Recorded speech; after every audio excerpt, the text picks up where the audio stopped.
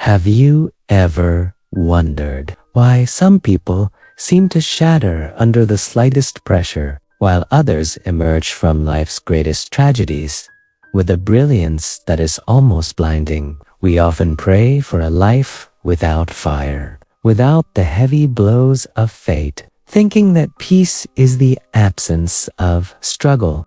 But what if I told you that the very thing you are running from, your pain, your setbacks, your furnace, is the only thing capable of turning the raw iron of your soul into a masterpiece? Today, we journey to the heart of the Bavarian Alps, to an ancient forge where the secret of the world's finest blades was never found in the stillness, but in the heat. The air in the foothills of the Bavarian Alps carries a sharp, metallic tongue, mixed with the scent of burning charcoal and the biting chill of the mountain wind. Here, inside a stone-walled forge that has stood for centuries, the rhythm of life is dictated by the bellows and the anvil. Master Klaus, a man whose skin is as weathered as the local granite, stands before a furnace that glows with a terrifying, ethereal orange light. In his hand, he holds a crude, gray slab of steel. To the untrained eye, it is nothing, ugly, heavy, and unremarkable. But Klaus sees the spirit of the sword trapped inside. He thrusts the steel into the white-hot coals. He doesn't do this to destroy it. He does it because he knows that in its cold, rigid state, the steel is useless. It is brittle. It cannot be shaped. As the metal begins to glow, cherry red, then a blinding white, the molecules within it begin to shift. The fire is stripping away the impurities, the hidden cracks, and the weaknesses that would cause it to fail in battle. Klaus pulls the glowing metal out and places it on the anvil. Then comes the hammer. Each strike is deliberate, heavy, and violent.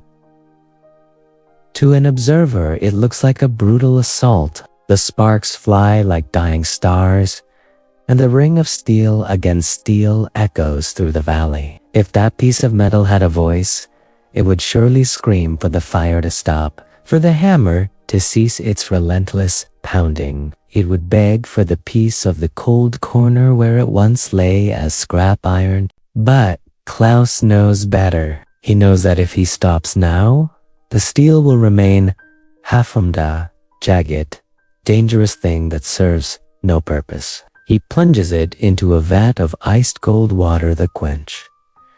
The hiss of steam is like a final gasp of agony. This sudden shock of cold after the extreme heat is what gives the sword its temper, its ability to bend without breaking, its resilience.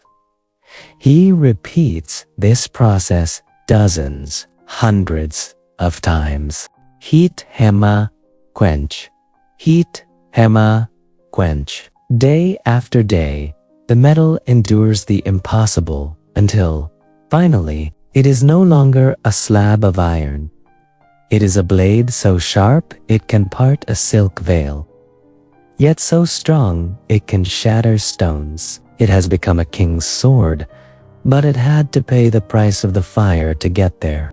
The story of the Bavarian forge is not just about metal. It is a profound mirror of our own existence. In the modern world, we are often taught to view suffering as a mistake, a glitch in the system of a happy life. But the philosophy of the sword teaches us a different truth.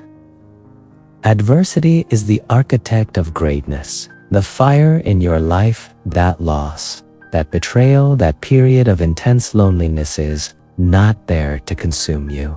It is there to melt away the ego, the illusions, and the superficial layers of who you thought you were. When you feel the hammer of life striking you down again and again, remember that a master craftsman never wastes his energy on a piece of junk. If life is hitting you hard, it is because there is something high qualitative within you that is worth forging. The Quench, Those moments of sudden, shocking change that leave you breathless is what gives you your temper.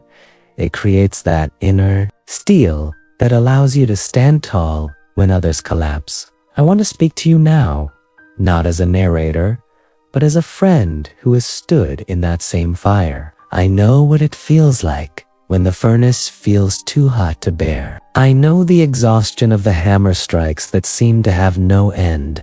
If you are in that place right now, please do not run from the heat. My first piece of advice is this: change your perspective on the hammer. Instead of asking, why is this happening to me? Ask, what is this shaping in me? This shift in mindset moves you from being a victim of your circumstances to being a partner in your own evil. Secondly, embrace the quench. When life throws you into the cold water of unexpected change, don't fight the shock, breathe through it.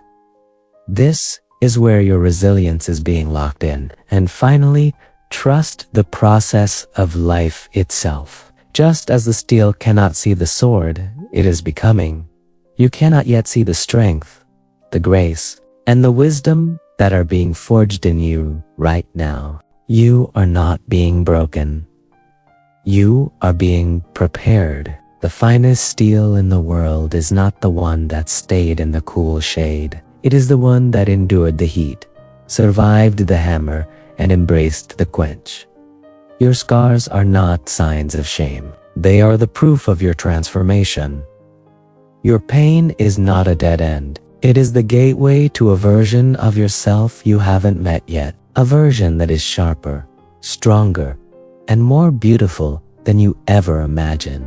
May you find the courage to stay in the fire until your spirit shines. Every trial is a gift in disguise, a chance to grow, and a step toward your true purpose. Feed your soul with wisdom every day by subscribing to Seeds of Life. Together, we will grow stronger through these valuable lessons.